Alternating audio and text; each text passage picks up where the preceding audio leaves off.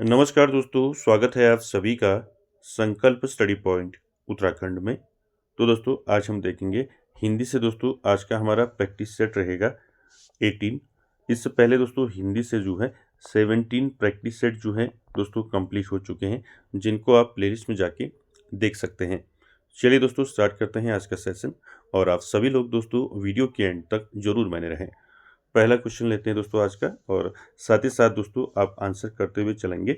और ये सारे क्वेश्चन दोस्तों आपके अकॉर्डिंग टू सिलेबस हैं, यानी कि जो सिलेबस है उसी के अकॉर्डिंग जो है ये क्वेश्चन जो है बनाए गए हैं। पहला क्वेश्चन देखेंगे और आंसर करेंगे। पहला क्वेश्चन है, निम्नलिखित में से कौन द्रविड़ परिवार की भाषा है? ऑप्शन देखिए, उड़िया, बांग्ला, कन्नड़, असमिया।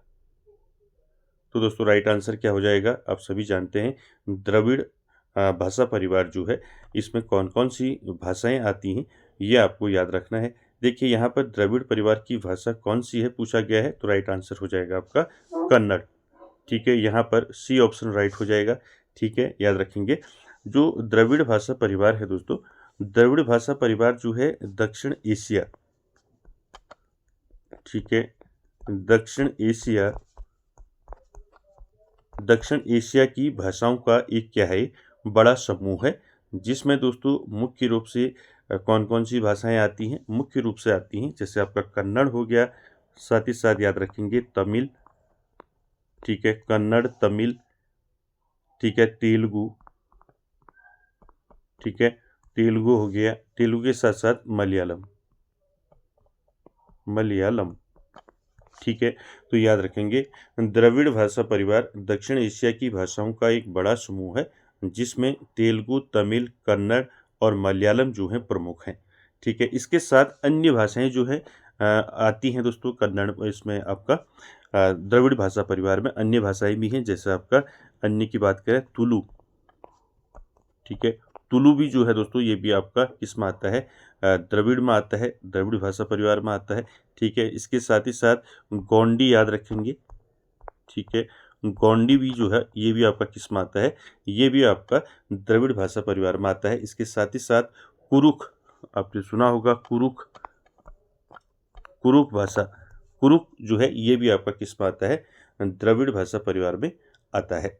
ठीक है, याद रखेंगे। और द्रविड़ भाषा परिवार दोस्तों ये कहाँ ये द्रविड़ भाषा बोली जाती थी, तो साथ साथ याद रखेंगे भारत, श्रीलंका और पाकिस्तान में ये बोली जाती थी। ठीक है, याद रखेंगे। चलिए आगे चलते हैं क्वेश्चन नंबर 2 पर। चलिए क्वेश्चन नंबर 2 का आंसर करेंगे। क्वेश्चन नंबर 2 है आपका, 92वें संविधान संशोधन अधिनियम 2003 द्वारा कितनी भाषाओं को अष्टम यानी कि 8वीं अनुसूची में जोड़ा गया? ऑप्शन देखिए 2, 4, 6, 5। क्या हो जाएगा राइट आंसर? आप सभी जानते हैं दोस्तों जो 92वें संविधान संशोधन हुआ था ये आपका कब हुआ था? 2003 में हुआ था। तो इसमें कितनी भाषाओं को 8वीं अनुसूची में जोड़ा गया? तो राइट आंसर क्या हो जाएगा क्वेश्चन नंबर 2 का? राइट आंसर हो जाएगा आपका 4 भाषाओं को जोड़ा गया। ठीक है, याद रखेंगे 4 भाषाएं कौन कौन सी जोड़ी गई, ये भी याद रखना है आपको। 4 भाषाएं जोड़ी गई आपका, जैसे बोडो हो गया पहला, बोडो, दूसरा आपका डोगरी, ठीक है, बोडो, डोगरी और मैथिली और आपका चौथा संथाली। ठीक है, तो याद रखेंगे ये 4 जो भाषाएं हैं दोस्तों ये जोड़ी गई, कब जोड़ी गई? ये जोड़ी गई 92वें संविधान संशोधन 2003 में। ठीक है, याद रखेंगे। अगला क्वेश्चन देखते हैं, क्वेश्चन नंबर 3 का आंसर करेंगे। क्वेश्चन नंबर 3 क्या है देखिए, 3 है, निश्चय ही आचार्य द्विवेदी जो है हिंदी के सबसे अधिक सशक्त इतिहासकार रहे हैं, यह विचार किसका है? आपको बताना है निश्चय ही आचार्य द्विवेदी हिंदी के सबसे अधिक सशक्त इतिहासकार रहे हैं, यह विचार किसका है? ऑप्शन देखिए डॉक्टर नागेंद्र, डॉक्टर गणपति चंद्र गुप्त, नामवर सिंह या फिर इनमें से कोई नहीं। तो दोस्तों 3 का राइट आंसर क्या हो जाएगा? 3 का राइट आंसर हो जाएगा डॉक्टर गणपति चंद्र गुप्त। ठीक है, तो यहाँ पर बी ऑप्शन राइट हो जाएगा। ये विचार किसका है कि निश्चय ही आचार्य द्विवेदी हिंदी के सबसे अधिक सशक्त इतिहासकार रहे हैं। तो आंसर हो जाएगा आपका गणपति चंद्र गुप्त। अगला क्वेश्चन देखेंगे 4 नंबर का और इसका आंसर करेंगे। क्वेश्चन नंबर 4 है दोस्तों, डिंगल भाषा का संबंध किस साहित्य से है। दोस्तों कई बार परीक्षाओं में पूछा गया है डिंगल पिंगल भाषा, आपने सभी ने पढ़ा होगा। तो डिंगल भाषा का संबंध जो है किस साहित्य से है आपको बताना है। पहला है अवधी साहित्य, दूसरा है राजस्थानी साहित्य, तीसरा है मैथिली साहित्य और चौथा है आपका इनमें से कोई नहीं। तो क्या हो जाएगा यहाँ पर राइट आंसर आपका डिंगल भाषा का संबंध किस साहित्य से है। तो 4 का दोस्तों राइट आंसर हो जाएगा यहाँ पर राजस्थानी साहित्य। ठीक है, याद रखेंगे डिंगल और पिंगल। ठीक है, डिंगल और पिंगल जो भाषा है दोस्तों इसका संबंध किससे है, इसका संबंध है राजस्थानी साहित्य से। ठीक है, यहाँ पर दोस्तों आपको डिंगल भाषा और पिंगल भाषा दोनों को समझना होगा। तो देखिए बात करें डिंगल भाषा की। ठीक है, तो डिंगल भाषा जो है, डिंगल भाषा यह दोस्तों पश्चिमी राजस्थानी और मारवाड़ी, तो इसका दोस्तों आपका पश्चिमी राजस्थानी और मारवाड़ी और उसका अपभ्रंश का साहित्यिक रूप है। साथ ही साथ दोस्तों ये मुख्य रूप से डिंगल भाषा जो है वीर रस और आपका जो है यानी कि वीरता के लिए इसका प्रयोग किया जाता था डिंगल भाषा का। ठीक है, किसके लिए किया जाता था डिंगल भाषा का प्रयोग, वीरता के लिए। ठीक है, वीरता, ठीक है, युद्ध शौर्य, ठीक है, इसके लिए। और दूसरा जो आपका पिंगल है, पिंगल भाषा दोस्तों ये राजस्थानी और अपभ्रंश का मिश्रित रूप है।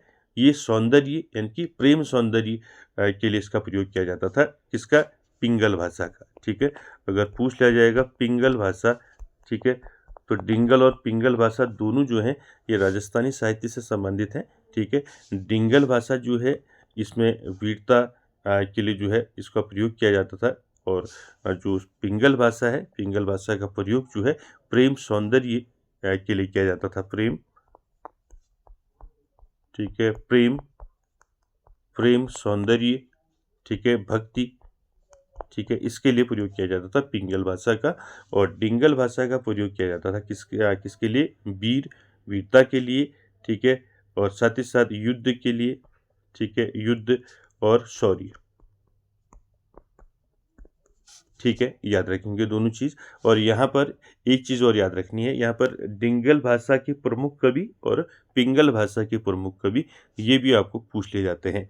तो दोस्तों यहाँ पर याद रखेंगे डिंगल भाषा के अगर प्रमुख कवियों की बात करें तो प्रमुख जो कवि हैं डिंगल भाषा के प्रमुख कवियों की बात करें तो इसमें नाम आता है दोस्तों आपका पहला बादर। ठीक है, बादर। दूसरा याद रखेंगे आपका बादर और पृथ्वीराज, दूसरा पृथ्वीराज। और तीसरा याद रखेंगे ईसरदास। ठीक है, ईसरदास। क्लियर हो गया। तो याद रखेंगे डिंगल भाषा के प्रमुख कवि अगर आपको पूछे जाएंगे तो आप नाम याद रखेंगे बादर, पृथ्वीराज और ईसरदास। ठीक है, इसी प्रकार से अगर आपको पूछा जाएगा कि पिंगल भाषा के कवि, ठीक है, पिंगल भाषा के प्रमुख कवि अगर आपको पूछे जाते हैं तो नाम याद रखेंगे दोस्तों नरपति नाल। ठीक है, आपने सुना होगा नाम नरपति नाल। और दूसरा नाम याद रखेंगे दोस्तों चंद बरदाई, चंद बरदाई। तो दो नाम यहाँ पर याद रखेंगे पिंगल भाषा में और डिंगल भाषा में याद रखेंगे बादर, पृथ्वीराज और ईसरदास। ठीक है, चलिए अगला क्वेश्चन देखते हैं, क्वेश्चन नंबर 5। क्वेश्चन नंबर 5 का आंसर करेंगे। क्वेश्चन नंबर 5 है दोस्तों, सूर समाना चंद में दहूं किया घर एक, यह काव्य पंक्ति किसकी है। आपको बताना है सूर समाना चंद में दहूं किया घर एक। दोस्तों ये जो काव्य पंक्ति है ये किसकी है, ऑप्शन देखिए सूरदास, कबीरदास, जयसी, चंद बरदाई। तो दोस्तों राइट आंसर क्या हो जाएगा क्वेश्चन नंबर 5 का, राइट आंसर हो जाएगा दोस्तों सूर समाना चंद में, यानी कि जब सूरज और चांद एक हो जाते हैं, यानी कि जब सूरज और चांद एक हो जाते हैं तब दोनों एक ही घर में है, यानी कि एक ही घर में समा जाते हैं। कहने का मतलब यह है दोस्तों यहाँ पर कहा गया है कि जो आत्मा है, आत्मा और परमात्मा जब दोस्तों मिलते हैं, ठीक है, यानी कि यहाँ पर आत्मा व परमात्मा के मिलन की बात की गई है, यानी कि आत्मा यहाँ पर सूर्य और परमात्मा यहाँ पर आपका चाँद, ठीक है। तो ये दोस्तों लाइन जो है किसकी यहाँ पर आप समझ चुके होंगे, तो राइट आंसर हो जाएगा कबीरदास, ठीक है। कबीरदास की पंक्तियाँ हैं दोस्तों, सूर समाना चंद में दहु किया घर एक, ठीक है, याद रखेंगे। क्लियर हो गया। चलिए आगे चलते हैं क्वेश्चन नंबर 6 पर। क्वेश्चन नंबर 6 का आंसर करेंगे, प्रताप शाही की रचना नहीं है। इसमें आपको बताना है प्रताप शाही की रचना जो है कौन सी इनमें से नहीं है। ऑप्शन देखिए, याद रखेंगे नहीं पूछा गया है। ऑप्शन देखेंगे नवरस तरंग, दूसरा देखेंगे आपका काव्य विलास, तीसरा श्रृंगार मंजरी और चौथा व्यंग्यार्थ कॉमेडी। तो दोस्तों यहाँ पर प्रताप शाही पूछा गया है, ठीक है। प्रताप शाही की रचना कौन सी इसमें से नहीं है, तो यहाँ पर दोस्तों नवरस तरंग इसकी रचना नहीं है, ठीक है। बाकी तीनों इसकी रचनाएं हैं, काव्य विलास, श्रृंगार मंजरी और व्यंग्यार्थ कॉमेडी। तो यहाँ पर दोस्तों जो नवरस तरंग है, ये नवरस तरंग दोस्तों किसकी रचना है, ये पूछा जा सकता है। तो नवरस तरंग ये बेनीदीन वाजपेयी की रचना है। किसकी रचना है, बेनीदीन वाजपेयी, ठीक है, बेनीदीन वाजपेयी की रचना है नवरस तरंग, ठीक है। बाकी तीनों रचनाएं किसकी हैं, प्रताप शाही की। चलिए अगला क्वेश्चन देखते हैं, क्वेश्चन नंबर 7। क्वेश्चन नंबर 7 का आंसर करेंगे, रसराज रचना के रचनाकार हैं। आपको बताना है रसराज रचना किसकी है। ऑप्शन देखिए सोमनाथ, कुलपति मिश्र, मतीराम या फिर इनमें से कोई नहीं। तो दोस्तों 7 का राइट आंसर क्या हो जाएगा, रसराज रचना के रचनाकार कौन है, तो आंसर हो जाएगा दोस्तों मतीराम, ठीक है। सी ऑप्शन यहाँ पर राइट आंसर हो जाएगा दोस्तों मतीराम। मतीराम की रचना है रसराज, ठीक है। मतीराम की अन्य प्रमुख रचनाएं कौन कौन सी हैं पूछी जा सकती हैं, जैसे आपका फूल मंजरी, ठीक है, पूछ लिया जाएगा आपको फूल मंजरी किसकी रचना है। तो फूल मंजरी किसकी रचना है, मतीराम की रचना है, ठीक है। साथ ही साथ रसराज हो गया, ललित ललाम, ठीक है, याद रखेंगे ललित ललाम किसकी रचना है, आपको पूछ ली जाएगी। तो ललित ललाम ये मतीराम की रचना है, ठीक है। साथ ही साथ दोस्तों सतसई किसकी रचना है, इनकी सतसई ही है, ठीक है, सतसई की रचना की मतीराम ने, ठीक है। ये प्रमुख रचनाएं हैं मतीराम की, फूल मंजरी, रसराज, ललित ललाम और सतसई, ठीक है।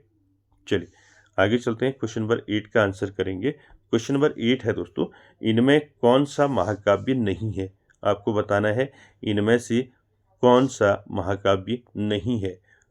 देखिए पहला है लोकायतन, दूसरा है दोस्तों आपका रामदूत, तीसरा है गंगा अवतरण और चौथा है कुरुक्षेत्र। तो दोस्तों यहाँ पर राइट आंसर क्या हो जाएगा, कौन सा महाकाव्य नहीं है पूछा गया है।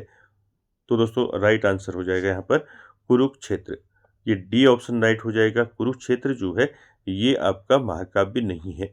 बाकी तीनों महाकाव्य हैं, लोकायतन, रामदूत और गंगा अवतरण, ठीक है। लोकायतन जो है आप जानते हैं, लोकायतन सुमित्रानंदन पंत द्वारा रचित है, ठीक है, महाकाव्य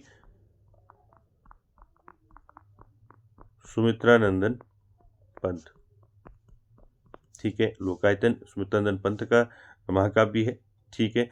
रामदूत की बात करें तो रामदूत जो है दोस्तों ये महाकाव्य की रचना किसने की है, इसकी रचना की है कुंवर चंद्र प्रकाश, ठीक है, कुंवर चंद्र प्रकाश, ठीक है।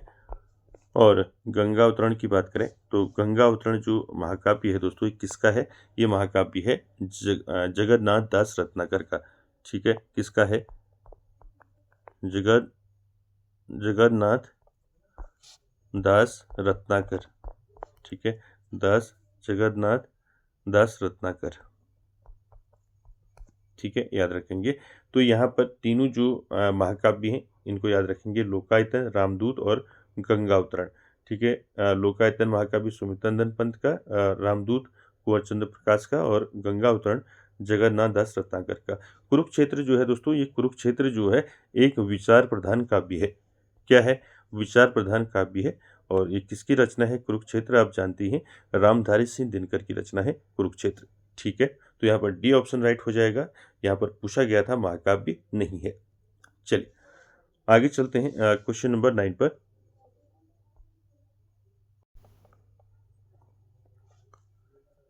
चलिए क्वेश्चन नंबर 9 देखेंगे। 9 का आंसर करेंगे दोस्तों। क्वेश्चन नंबर 9 क्या है देखिए, मिलम यामिनी रचना के रचनाकार हैं। आपको बताना है मिलम यामिनी। मिलम यामिनी रचना किसकी है दोस्तों, ये आपको बताना है। ऑप्शन देखिए, डॉक्टर नगेंद्र, हरिवंश राय बच्चन, जैनेन्द्र कुमार या फिर इनमें से कोई नहीं।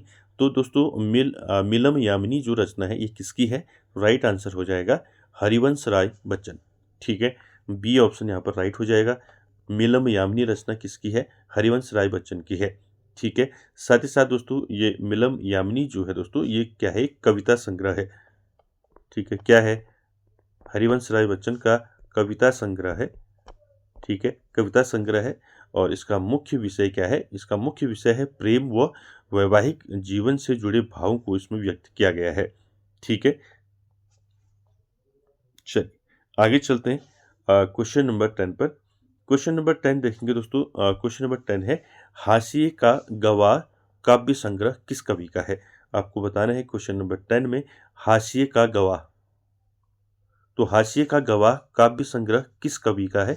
ऑप्शन देखिए, कुंवर नारायण, रघुवीर सहाय, मुक्तिबोध, प्रभाकर माचुए। तो दोस्तों राइट आंसर क्या हो जाएगा 10 का? हाशिए का गवाह जो है ये काव्य संग्रह किसका है? तो राइट आंसर हो जाएगा दोस्तों कुंवर नारायण। ठीक है, ए ऑप्शन यहाँ पर राइट हो जाएगा। ठीक है, याद रखेंगे कुंवर नारायण। हाशिए का गवाह काव्य संग्रह किसका है? कुंवर नारायण का है। ठीक है, कुंवर नारायण की बात करें दोस्तों तो कुंवर नारायण का जो जन्म हुआ था, इनका जन्म हुआ था दोस्तों 1927 में। इनका जन्म हुआ था फैजाबाद उत्तर प्रदेश में। ठीक है, कहाँ हुआ था? फैजाबाद, फैजाबाद उत्तर प्रदेश में जन्म हुआ था कुंवर नारायण का दोस्तों। साथ ही साथ इनकी मृत्यु की बात करें तो इनकी मृत्यु हुई थी दोस्तों, कब हुई थी? इनकी मृत्यु हुई थी 2017 में। कब हुई थी? 2017 में इनकी मृत्यु हुई थी। कहाँ हुई थी? दिल्ली में।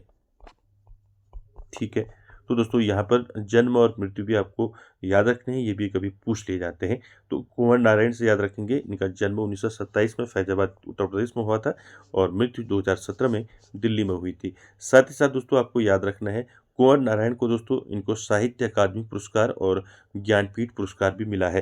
तो दोस्तों ये क्वेश्चन आपको पूछ ले जाएंगे।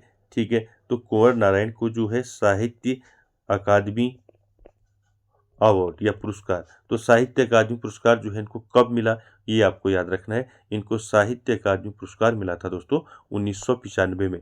1995 में कुंवर नारायण को जो है साहित्य अकादमी पुरस्कार मिला। ठीक है, उसके बाद याद रखिए ज्ञानपीठ। ठीक है, इनको ज्ञानपीठ कब मिला? तो ज्ञानपीठ पुरस्कार जो है दोस्तों कुंवर नारायण को 2005 में मिला। ठीक है, दोनों चीज याद रखेंगे। कुंवर नारायण को साहित्य अकादमी पुरस्कार कब मिला? 1995 में मिला। और ज्ञानपीठ पुरस्कार मिला 2005 में।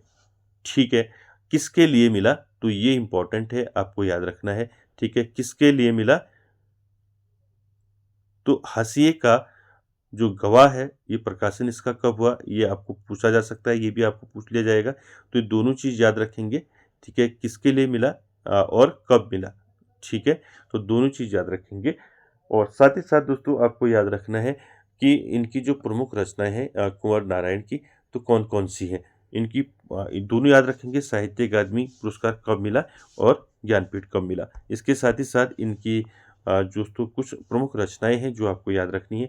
जैसे आपका हाशिए का गवाह तो हो गया।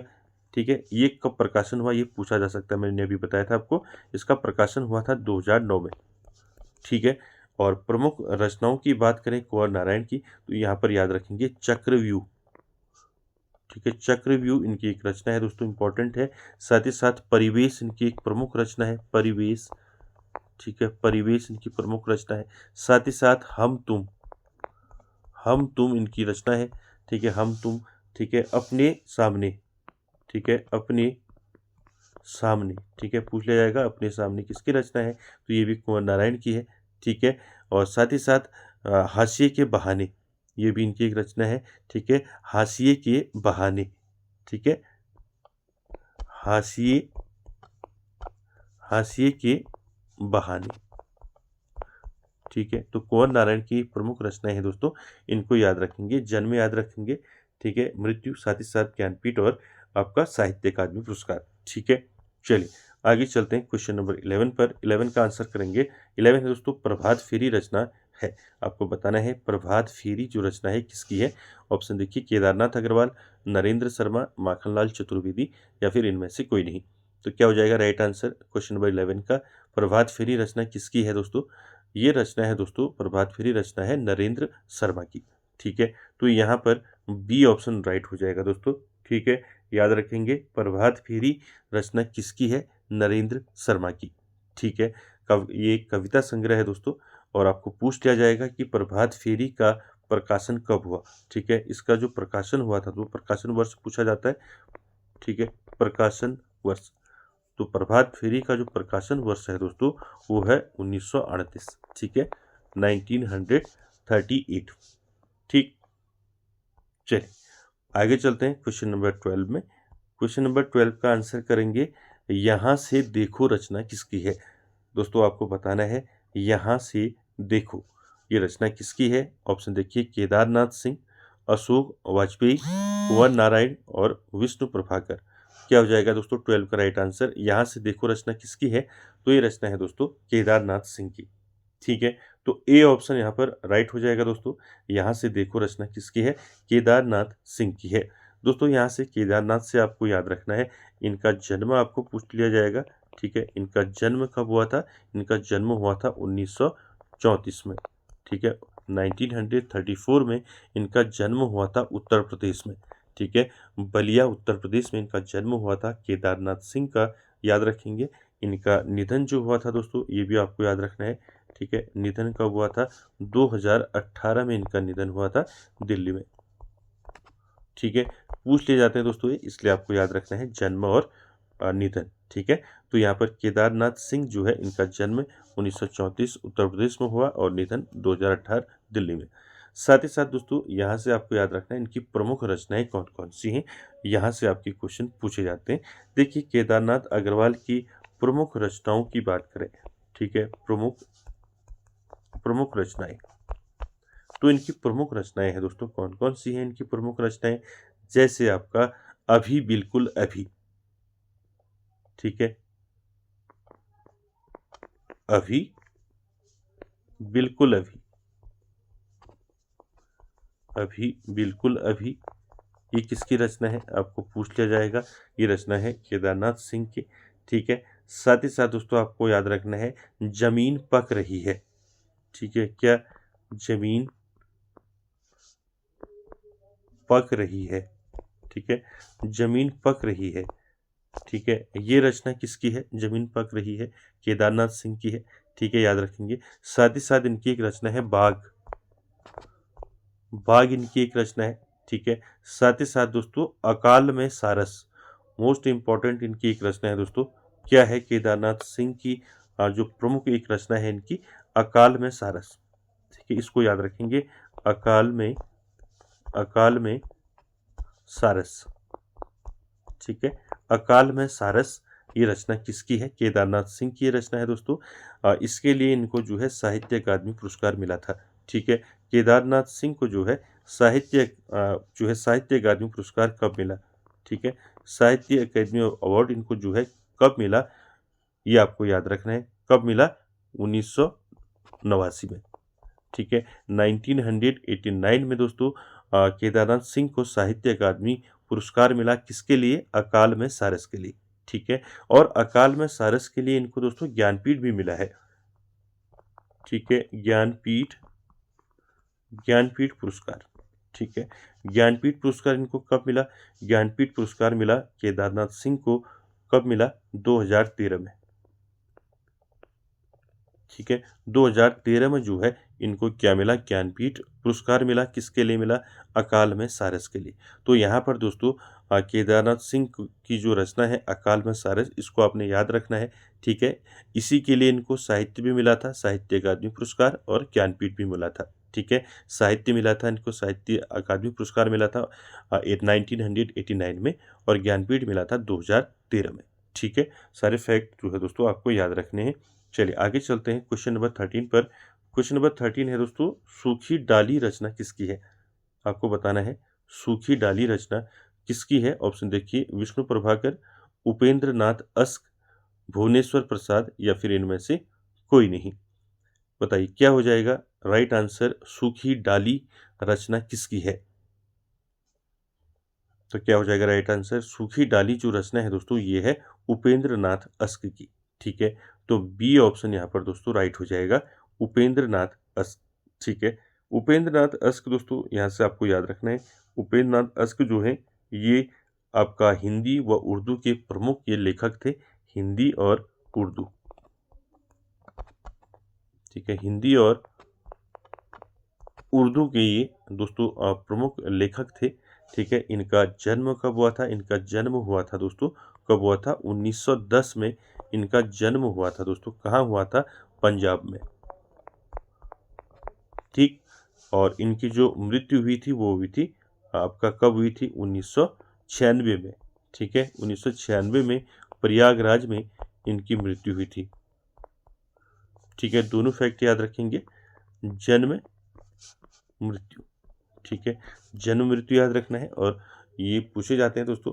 ठीक है, साथ ही साथ दोस्तों आपको याद रखना है उपेंद्र नाथ अस्क की प्रमुख रचनाएं आपको पूछी जा सकती हैं। ठीक है, इनकी उपन्यास पूछे जा सकते हैं, इनके नाटक पूछे जा सकते हैं। ठीक है, तो यहाँ पर आपको याद रखना है उपेंद्र नाथ अस्क के जो प्रमुख उपन्यास इनके, ठीक है, उपन्यास याद रखेंगे उपेंद्र नाथ अस्क के उपन्यास कौन कौन से लिखे। तो उपन्यासों की बात करें तो इसमें आता है आपका गिरती दीवारें। ठीक है, गिरती दीवारें। ठीक है, गिरती दीवारें हो गया। शहर में घूमता आईना, ये प्रमुख है इनका, शहर में घूमता शहर में घूमता आईना। ठीक है, शहर में घूमता आईना। साथ ही साथ दोस्तों सितारों के खेल। ठीक है, यहाँ लिख देता हूँ, सितारों के खेल, सितारों के खेल। ये तीन जो है उपन्यास आपको अच्छे से याद रखने हैं उपेंद्र नाथ अस्क के। पहला गिरती दीवारें, दूसरा शहर में घूमता आईना, और तीसरा सितारों के खेल। ये प्रमुख जो है इनके उपन्यास है दोस्तों, याद रखेंगे। साथ ही साथ दोस्तों उपन्यासों के बाद बात करें इनके नाटकों की, तो उपेंद्र नाथ अस्क के जो प्रमुख नाटक हैं, ठीक है, इनके प्रमुख नाटक आपको याद रखने कौन कौन से हैं, याद रखेंगे। पहला जय पराजय। ठीक है, जय पराजय नाटक किसका है? उपेंद्र नाथ अस्क का है जय पराजय। और साथ ही साथ स्वर्ग की झलक। ठीक है, स्वर्ग की झलक। ठीक है, स्वर्ग की झलक जो है ये नाटक किसका है? ये भी उपेंद्र नाथ अस्क का है। साथ ही साथ अंजो दीदी। ठीक है, अंजो दीदी। ठीक है, प्रमुख है इनका ये। ठीक है, याद रखेंगे, इंपॉर्टेंट है। ठीक है, अंजो दीदी किसकी रचना है? अंजो दीदी उपेंद्र नाथ अस्क का। ठीक है, साथ ही साथ कैद और उड़ान। ठीक है, कैद और उड़ान। कैद और उड़ान जो है ये नाटक किसका है? कैद और उड़ान, ये भी जो है किसका है? उपेंद्र नाथ अस्क का। ठीक है, ये इंपॉर्टेंट है, इनको याद रखेंगे। चलिए आगे चलते हैं क्वेश्चन नंबर 14 पर। क्वेश्चन नंबर 14 का आंसर करेंगे। 14 है दोस्तों, देखिए, उड़ गया गरजता यंत्र गरुड़, वन बिंदु शून्य में पिघल गया, पर सांप लौटता डसता छोड़ गया। ठीक है, ये आगे को है। ठीक है, इसको आपको बताना है, ये पंक्तियां जो है आगे की किस कविता से हैं। ऑप्शन देखिए, पहचान, सांप, हवाई अड्डे पर विदा, या इनमें से कोई नहीं। उड़ गया गरजता यंत्र गरुड़, वन बिंदु शून्य में पिघल गया, पर सांप लौटता डसता छोड़ गया। तो ये पंक्तियां दोस्तों आगे की किस कविता से हैं? तो राइट आंसर हो जाएगा दोस्तों 14 का, आगे की किस कविता से हैं ये लाइनें? तो आगे की ये लाइनें दोस्तों किससे हैं? हवाई अड्डे पर विदा। तो सी ऑप्शन यहाँ पर राइट हो जाएगा दोस्तों क्वेश्चन नंबर 14 का।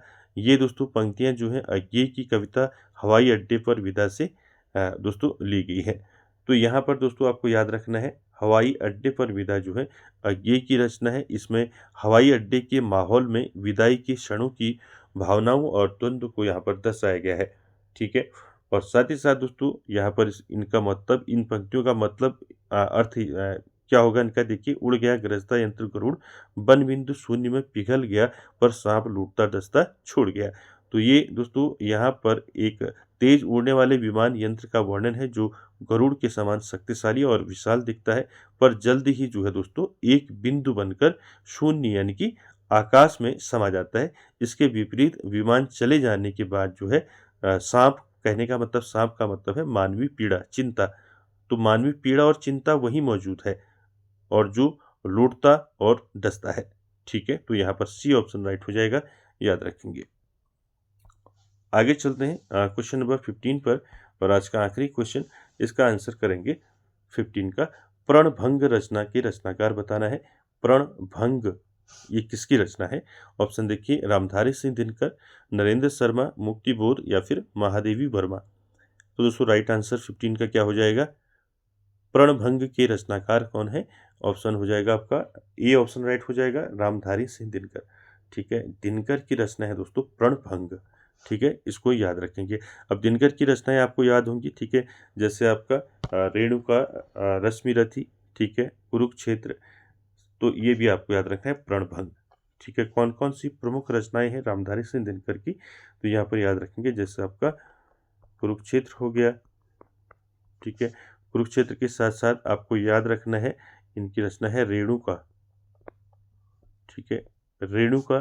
ठीक है, रश्मिरथी। ठीक है, रश्मिरथी। रश्मिरथी के साथ साथ हुंकार इनकी रचना है, हुंकार। ठीक है, हुंकार के साथ साथ प्रणभंग हो गया। और इनकी एक रचना है दोस्तों परशुराम की प्रतिज्ञा। ठीक है, परशुराम की प्रतिज्ञा। परशुराम की प्रतिज्ञा किसकी रचना है? रामधारी सिंह दिनकर की। ठीक है, साथ ही साथ दोस्तों इनकी एक रचना है रसवंती। ठीक है, रसवंती।